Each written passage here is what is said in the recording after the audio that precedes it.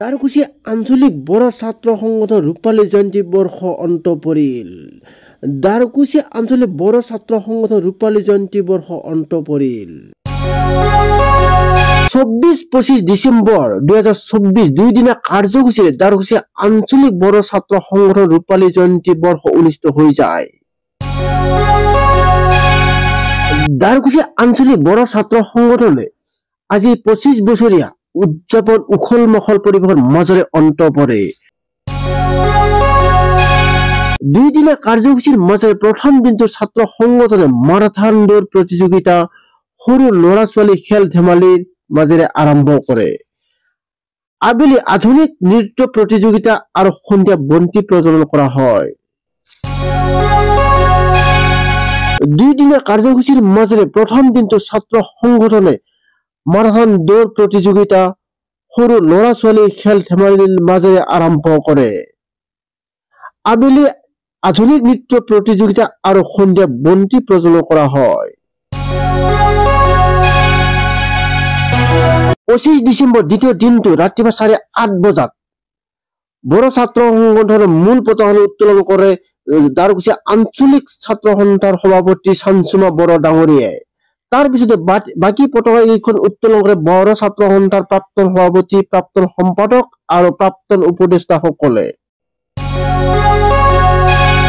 দ্বাৰকুছি বন বিভাগৰ ইনচাৰ্জ মিনিশ্ৰী বসুমতাৰীয়ে বৃক্ষৰোপণ কৰি চুমু ভাষণত কয়, গছ আমাৰ জীৱনৰ মূল হেতা বুলি মন্তব্য কৰে।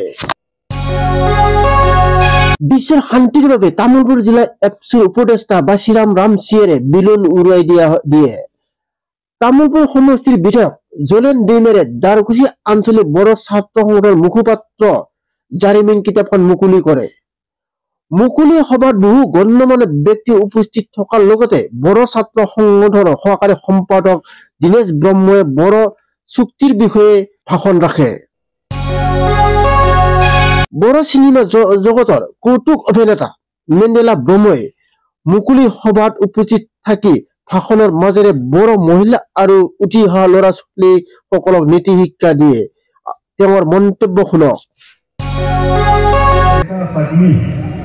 प्लेटफर्मनियानो जाहैबाय जोंनि समाजाव लाइमोनफोरखौ बा जोंनि बर' हारिनि सुबुंफोरखौ सांग्रांथि होनाय। बे प्लेटफर्मानो जाहैबाय न'खर दानाय, गावनि जिउ दानाय आरो बे एबसुनिफ्रायनो जोंनि गोजौआव जेसेबां पलिटिकेलि दैदेनगिरिफोर दङ, दा सरकाराव दङ, बिथांमोना साफ्रोमबो बे एबसुनि प्लेटफर्मनिफ्रायनो थांनाय। दा बेखायनो दिनैनि दिनाव बर'खौ सांग्रां खालामनांगौबा, बर' माहारिखौ राफोद खालामनांगौब्ला दिनैनि बे प्लेटफर्मानो मोनसे जोंनि बर' हारिखौ दानायनि मोनसे प्लेटफर्म।